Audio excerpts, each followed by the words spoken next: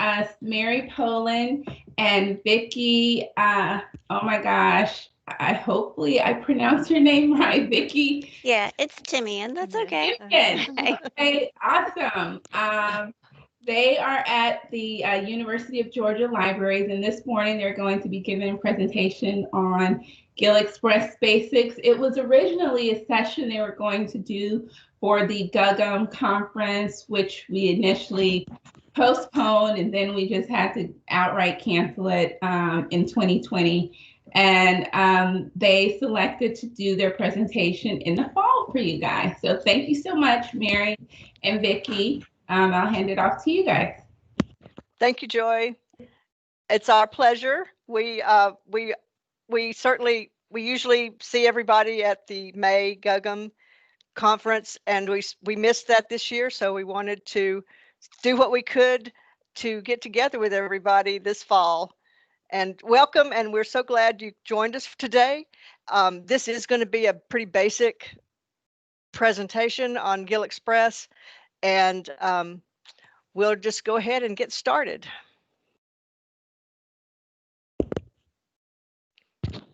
Can you hear me? Yes. Okay. All right. Let's see here.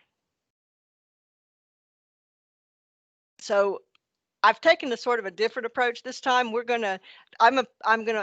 This is like if you've just started at a library and your job is with GIL Express, or you've been working at a library, and you've taken on the duties of GIL Express. So one of the first things you should do is subscribe to at least this top list, the GIL Fulfillment Community G2 Fulfillment List.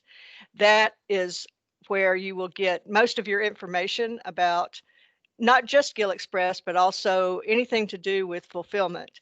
And that would sometimes that would include interlibrary loan, GIL Express. If anybody has any issues with ALMA in fulfillment, you could find out about things like that on this list. The general information listserv, this G2 All, and the GIL Courier, those are good lists to be on. The Courier particularly will tell you if they are closing, they're not going to run maybe during a holiday. You'll get that information on that GIL Courier list. But the most important one is the G2 fulfillment. And to get on that, to subscribe, you can do it yourself. You can go to listserv.uga.edu, or you can send an email to the help desk for the GIL support help desk, and they can add you to the list. Or you can email me. Me and Viki, we can do that too. But the top list is the one you would definitely want to be on to get information.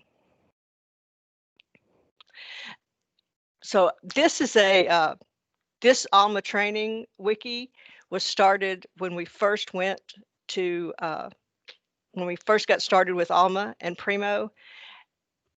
This has a lot of information, not just about fulfillment, but about all the different categories like acquisitions, cataloging, analytics.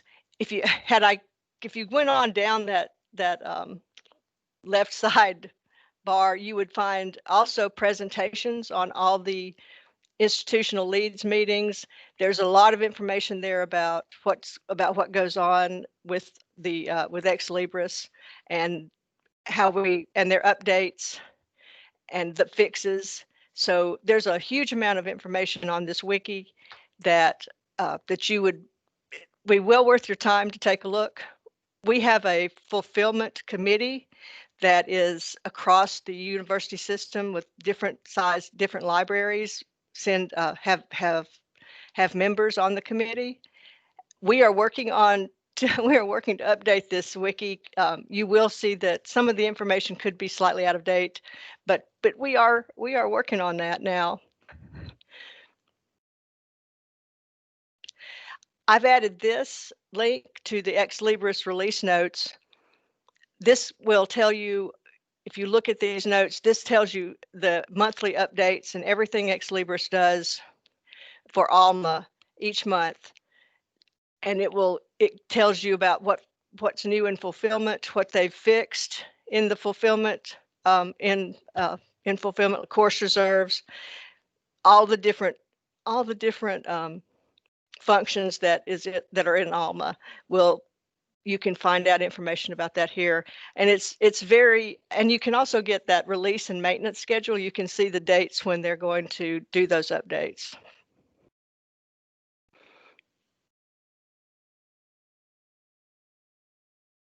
So specifically for GIL Express, we have our own web pages on the Galileo Interconnected Libraries website. We have a section that's specifically for GIL Express. It tells you all our policies, gives you information about Stat Courier. And also down here, you can get to the documents for GIL Express from this page. If you just take that first, there are several ways to get to the documents. This is one of them. If you go to the next page, you can see that you can also, if you just go to that gil.usg.edu, you can also get to them from support and downloads and docs, and it'll take you to the same place. You can go here to the GIL Express documents down there at the bottom of the page, and that's where we keep our like the mailing labels and our different instructions for things like institutional billing. And you do need, you'll go to this login page. You do need a login to get to those documents. If you don't have it, you can email the USG help desk for GIL support, and it's a generic login, and they will send that to you. You can ask, you can email me or Viki, we can give it to you, but because we're recording this, we are not going to give out that login today. But if you don't have it, you can easily get it by calling or emailing me or Viki, or emailing the USG help desk. Mary, you don't want the password on YouTube? Well, Viki had to say, hey, maybe we don't want that on there. That's funny. Okay, muting myself again. All right. So some of the documents that you'll find on there, we have the GIL Express contact list. That, as many of you might know, usually we will update that every semester. I confess this 2020 kind of got to me, so I've kind of gotten off schedule, but we have the GIL Express contact list on there. We have a close dates chart that will tell you, that's mainly for Stat Courier, but it does give, I will ask each semester for each library's closing dates so that Stat will know. And it lets us know too if we need to give that information about closing to people. Of course, 2020 has interfered with that as well. There's Stat Courier information on this site. We have stat labels that are PDFs for Interlibrary Loan and GIL Express. There are stat log sheets. We have route codes, address codes that people might need for stat. There's institutional billing information, which we'll be talking about later in this presentation. That's coming up. We have also the GIL Express blocking information on how to do that in ALMA. And not everyone's going to need that report. There's a blocking report that gets emailed each day. If you don't need it, don't worry about it. But if you should be getting it, always, you can email the GIL support help desk, and they will add you onto the email list. This is what the drive looks like. It's not, obviously the chart is not updated. That's still January through May of 2020. There's the old information for institutional billing. That's last year's. But when we get the new stuff, this is where it will go. There's the contact list. It looks blank, but it is not blank. I promise. There's information on there. It was an Excel spreadsheet. I put it in a Google sheet, and I'm trying to get it. I'm trying to figure out a way to make it where people can, where there's an easier way of us updating that contact list. I haven't gotten there yet, but I am working on it. Welcome, and I welcome any ideas, because we thought about sharing it to but I don't know that that's going to work exactly. But anyway, we're working on that contact list to make it easier to make changes.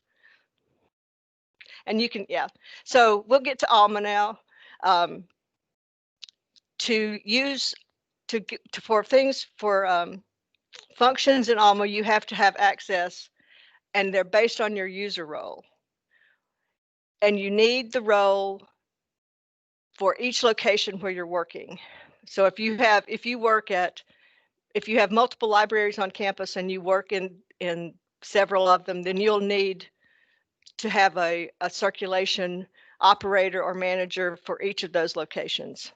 And these roles are going to be assigned to you by your ALMA administrator. Either for your department may have an administrator, or it might be the whole library. So this is the new ALMA interface. And to view your GIL Express requests, you go to that pick from shelf and click on that. And it brings up this list of all your requests. Some libraries have just do GIL Express requests. So all you would see would be your pickup institution here on your facets, and it would you would just have other institutions. Some, like we at UGA and some libraries, might allow their patrons to make requests for their materials.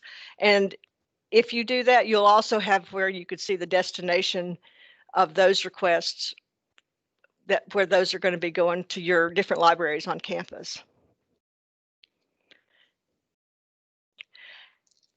There are different ways for you to pick from shelf. You can print each individual slip out. You can print the whole report.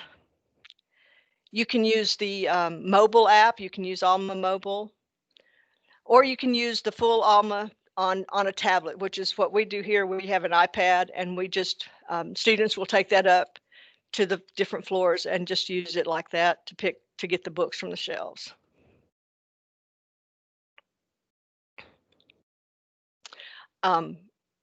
So after you get those books pulled on the shelf and bring them back down, you always scan in. You don't, scan in is the function you want to use for GIL Express. It'll move the item from one workflow process to another, and it's going to generate that transit slip, which you're going to put in the books when you send them to the other libraries. Now you can send, everybody has STAT courier. The STAT picks up at all the locations. There are some libraries that are members of the Atlanta Regional Council for Higher Education, ARCH. That includes, we are UGA, there's I think West Georgia, Kennesaw. This is a partnership between private and public institutions, and in the, I think, greater metro Atlanta area. I believe Clayton State. Anyway, there's a group of member institutions that can use ARCH as well as STAT. Once you get the books and you're ready to send them away, you put your book bans on the books. We have book bans here at UGA. If you need some, just let us know. Then you put those books in the secure, the barcoded bags. The secure, you put those little I forget the name of it. Anyway, zip the ties. zip tie. You put the zip tie on the bag, and then you put your label. You put your labels in there so they'll know where to take them. If you don't find the books, if you go up, and we usually go about 3 times. We'll search for 3 times, and particularly now since we quarantine books, before we say that we can't find them. Once we can't find them, we mark them as missing and we cancel that GIL Express request. So when you scan the book in, that's going to show you how to process it. there is a configuration that you can do in ALMA for your hold shelf processing. If you want to have extra time to process the books, you would, and they're not quite ready to immediately go on the shelf, then you would configure that and designate a particular time for them to be processed. And so when you scan it in, it would go into a hold processing. And then you have to scan the barcode a second time to get it to activate that hold and send that automatic on hold shelf letter to the patron. So this will give you, I mean, if you have a book, there's another way you can do this as well. You can also delay. Viki, can you help me out here? Sure.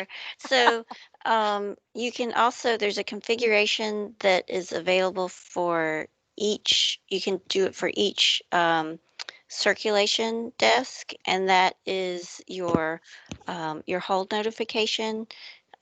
So you can build in a delay for your notifications so that if you don't have a hold shelf processing, you can, when you scan it in, the hold automatically activates, but you can put in a delay of, like, for example, at the main library here, we have a delay of 30 minutes before the notice gets sent out, just so that we can make sure that we get all the materials that we've processed to the shelves before the people come in, because we had an issue with that. We also have other locations that decided that their processing was quick enough that they could, if it wasn't on the shelf, they'd at least be able to find it quickly. So they opted to not have a delay in their notification.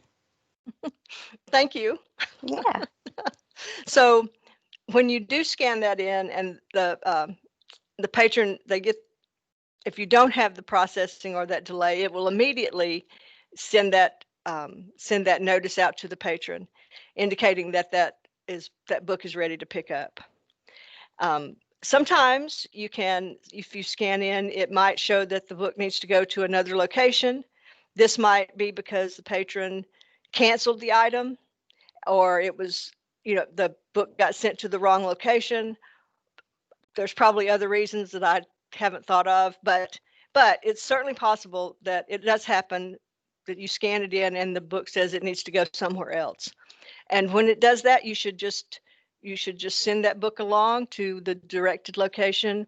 If you want to, you can contact the book, the library that owns that book, just to make sure that to see if there's any, just to let them know, or to see if there might be any issue with it.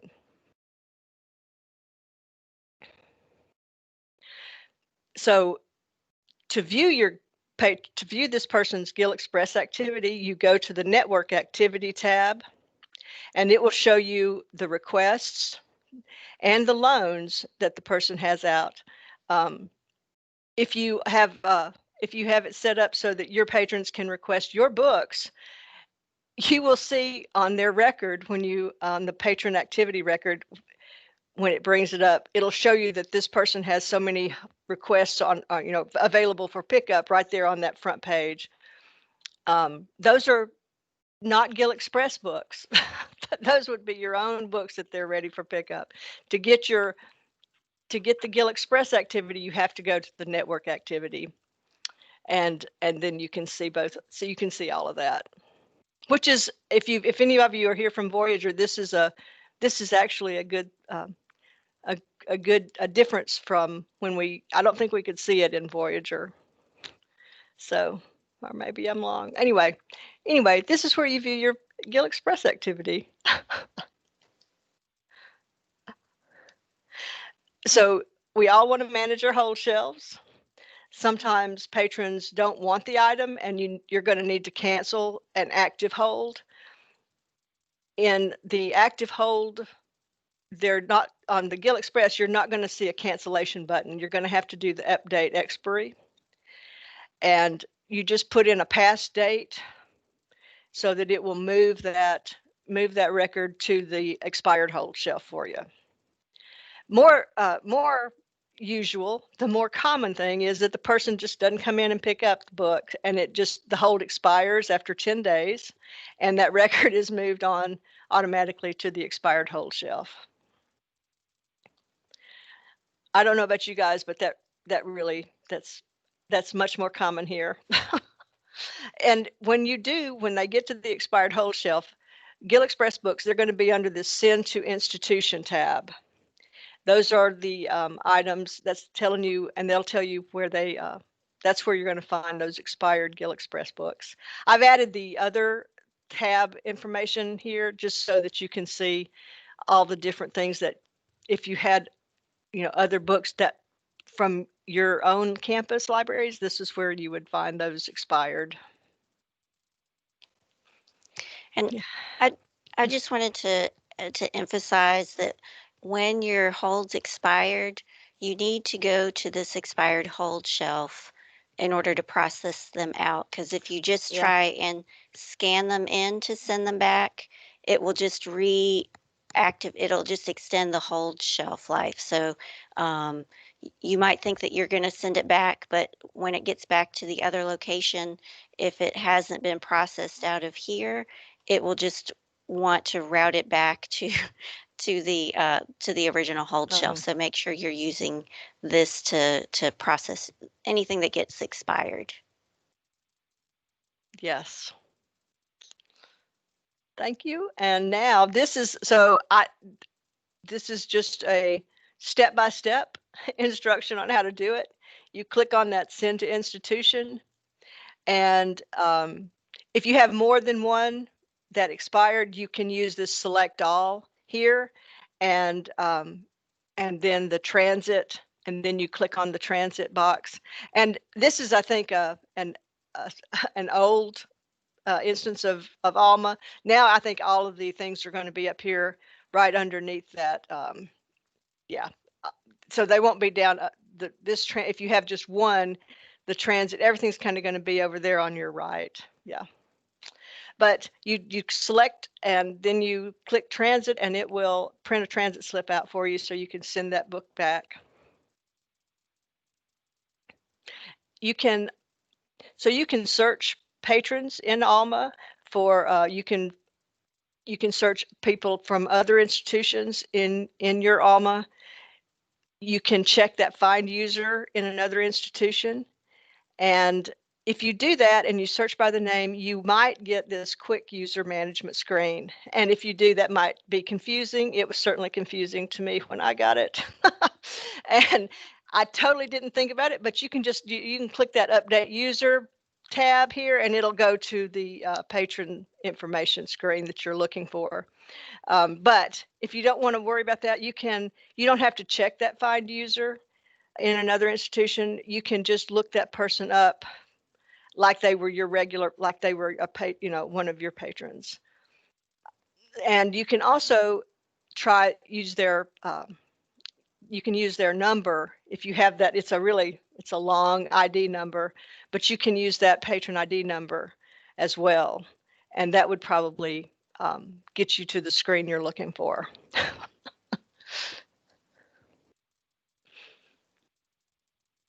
So I'm going to turn it over to Viki. She's done a lot of stuff with the letters and notices. But this is just a list here of the different notices that patrons might receive when they get books from GIL Express. And Viki's going to take us through how to configure those. Okay, so first I just want to mention that the letters, let me go back one slide. So a lot of these letters that your patrons might be getting will actually be coming from the owning library. So the items library is the one that sends out all of the letters, even the ones when they are, say I get a book from Georgia State here at UGA, when I scan it in and it's available, for those of you that used to be on Voyager, you might be used to, kind of the pickup location would send out the notice, but that's not how it works anymore. So the notices are always tied back to to the owning library. So letter configuration, you have to have either the systems administrator or the letters administrator role in order to make changes. And as Mary mentioned in the beginning, those will be maybe set up for you by your systems administrator. And your screen, this is kind of a small screen, but your screen will look a little bit different depending on what roles you have. But you would, in the new ALMA layout, there's the gear button is down here in the lower left, rather than, I think in the current one, it's in the upper right. But you go to configuration, and you want to click on general, in order to get to the letters configuration. And from there, it will pull up all of the letters that are available in ALMA, and you'll see the ones that are enabled are kind of highlighted. The ones that are not, that you're not using, are grayed out. So if we were going to look down here at modifying a courtesy letter, you can see that from this column that we have done some customization here, but you would click on the ellipses and it will open up the configuration for you. So this is a listing of all of the different, I believe they call them labels, within the letter, and you can customize any of these labels. This is like the quick and easy way to make changes to your letters. And we have not gone into really any XML or the XSL, but they have made some changes. Ex Libris has made some changes and has made it easier to get that information. So if you click on the template tab, it brings you up all the code. And if you're skilled in that, you can make more detailed changes within your letters. But if you just want to make some basic changes, we made a lot of changes with the COVID situation, putting in some more information about like our outside book return, that kind of thing. So you can also preview your letter up with this button, and you can, that preview letter will also let you send a little letter sample to your email. And so I just wanted to include some helpful sites if you feel like you want to go down the road of making some adjustments to all your notifications. There are some great links and information on this is that wiki that Mary showed at the very beginning. Which is, it's, geared towards our USG. The Ex Libris site has some, a pretty extensive list of presentations that they have given. It's both by Ex Libris staff as well as some Ex Libris members or ALMA users also have some presentations on here. And then a link to the letters configuration through documentation. I've always found the Ex Libris documentation a little hard to work through, but if you can find the information within there, a lot of times you can, I use this documentation a lot to figure out exactly which letters do what, and that sort of thing. So I thought that this might also be a helpful link in here. So I'm going to hand it back over to Mary, and she's going to talk about GIL Express reports. Yeah, thank you. Yeah. We have GIL Express reports in the network zone that the GIL support team created, It is the institutional leads for each library should have that username and password that will let you access the network zone, the ALMA instance in the network zone. You can also send them an email ticket to get that information. And once you get logged into the network to ALMA in the network zone, the those GIL reports are up there under the analytics tab, and it's under the GIL Express reports. And they look like this. When you click on that tab, you have all these different the different types of reports. The local patrons with GIL Express charges, I believe we're having some issues with that right now, and it's been kicked up to Ex Libris for some help. But you can see the in transit things that are in transit to your library, the charge statistics, request statistics, and the renewal statistics.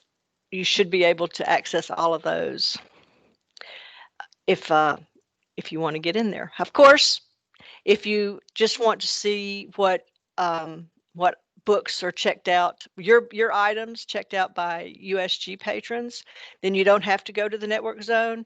You can do your own reports. Or there is in the, I don't have a picture of it, but if you go under that analytics tab, like in your ALMA instance, you might see a GIL Express reports there that I think GIL Support has put those up there. But you can also, I did these before when we first started with ALMA, just so that I could, I created some for myself, and I thought I'd show those to you. You don't have to do the criteria the same. I think you can, there's multiple ways you can get this same information, but I thought I'd show you how I did some of this. So I've got, this is for the people that have active loans. And I just, I've made the criteria that I've put the filter on there for the user group as the USG GIL Express patron. You might also add the UB patron. I think sometimes you might need to add that as well. But most of us all use that USG GIL Express patron. And I want to make sure that we get the active loans.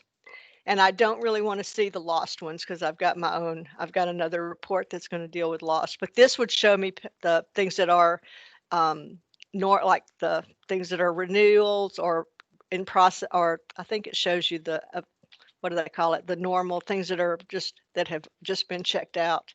And this gives me a list of the people who have them and when they're due. And the institution where those people are, are who their institution is, or what their institution is. And then here's my the ones for the lost books. Again, this is how I did it. And when we were first starting with ALMA, I'm sure there are other configurations of these reports with different criterion filter that will get you the same information. But I want the stuff that's lost, and that's all I want. And to do that, you have to, they'll still need to be active loans. And I also have it so that I have a prompt here where I can check the different, like I can put in, I've been using this for the, to check and see what I might be looking at for institutional billing. So I'll put in the dates for that.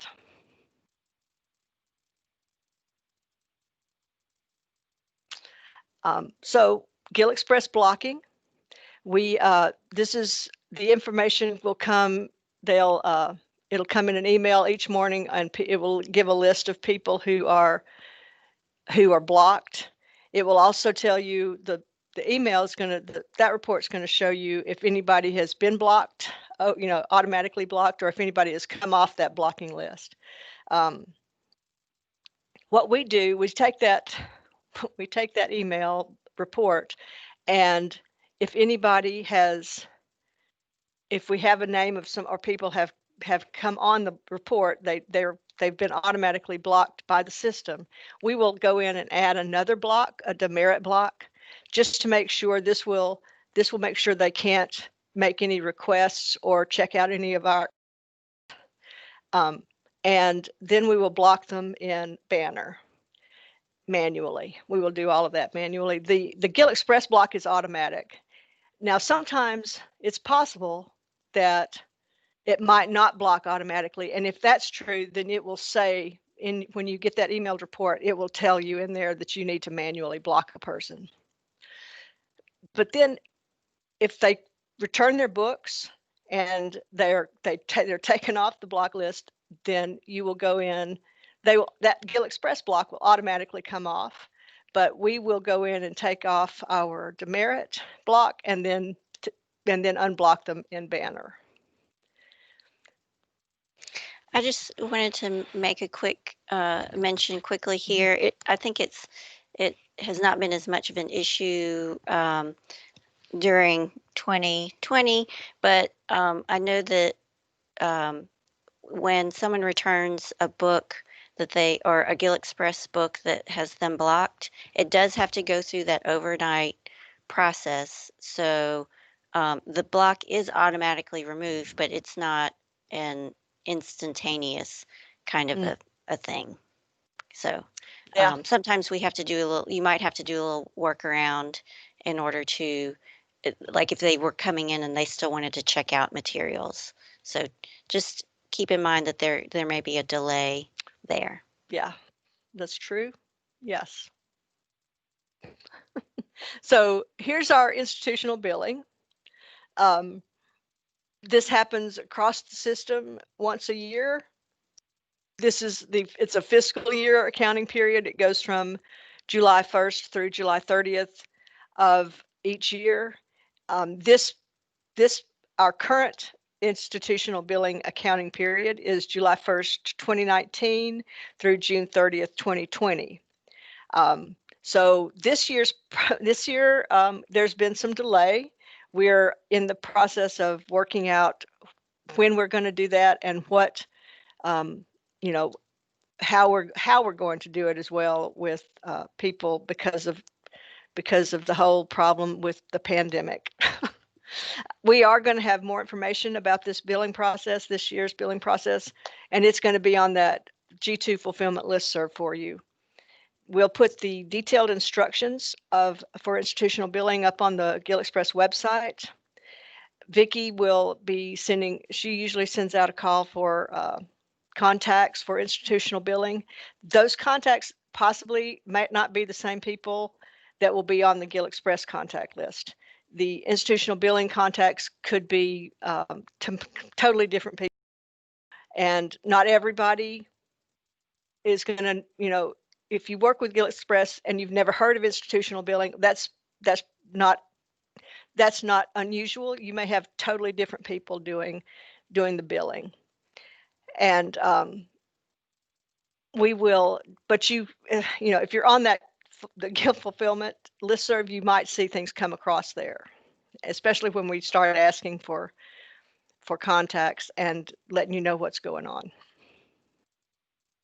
Yeah, I would say that that there are some people who work in like their business office are on that list for some institutions. So they probably work closely with the people in access services, but they might, like Mary's saying, the people who will actually get the invoices are a little bit different in some institutions. Yeah. And so if we're here at the end now, I just want to make sure I have, so you can, some takeaways, make sure that you take away that there is a GIL fulfillment community throughout the university system, and that you are all part of it. You should be on that listserv, and you'll get a lot of good information from the GIL Express website and the ALMA training wiki. Just remember, if you are trying to do something in ALMA and it's not letting you, it's possible that you you need a different user role so that you can so that you will have privileges to do stuff like, for example, make like analytics. If you want to make a report, you'll need a specific role to do that. Don't forget to manage your expired hold shelf. Send those books back if they expire.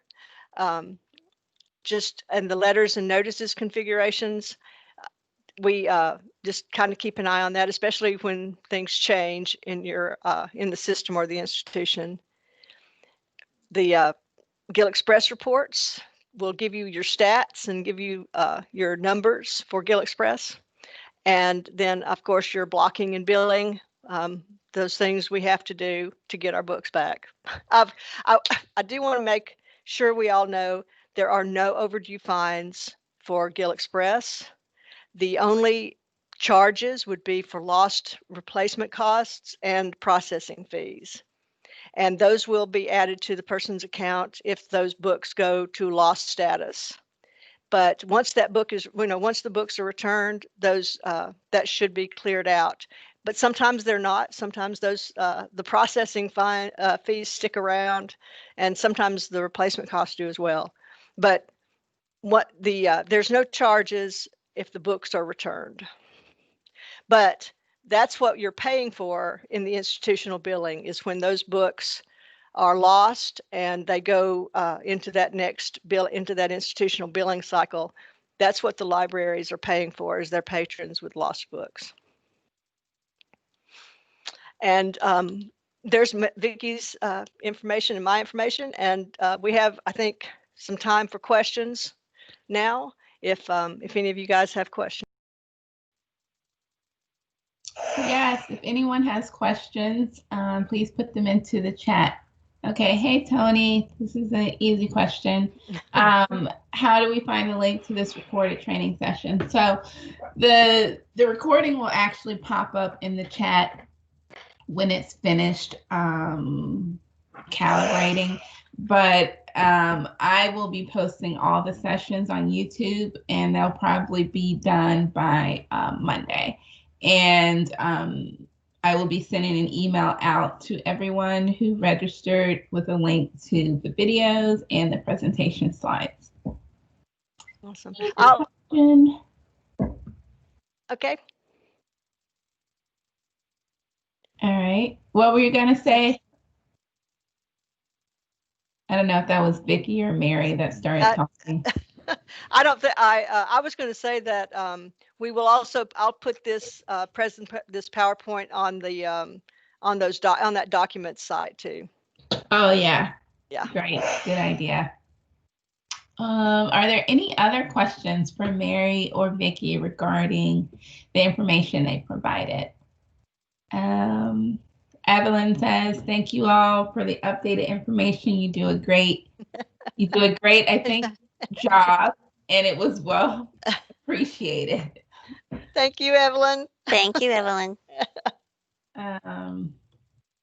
This isn't a question, but it's just a note for everyone. Somewhat related, we are going to be redesigning the gil.usd.edu website. And so there will be some, probably, in the next few months, so there will be some changes as to where some things are, but the changes should make it easier for you to locate things that you want to find. Mainly making that ALMA documentation a little more front and center for people. Yeah. Okay, well, if there are no additional questions, like Viki and Mary said, their email addresses are right there on the screen. If you think of questions later, certainly you can reach out to them. Thank you all for joining us, and thank you, Mary and Viki, for doing the presentation today. Thank you. It was our pleasure. Thank you very much for being here. Thanks, everyone. Thanks. All right, bye. Bye. Bye.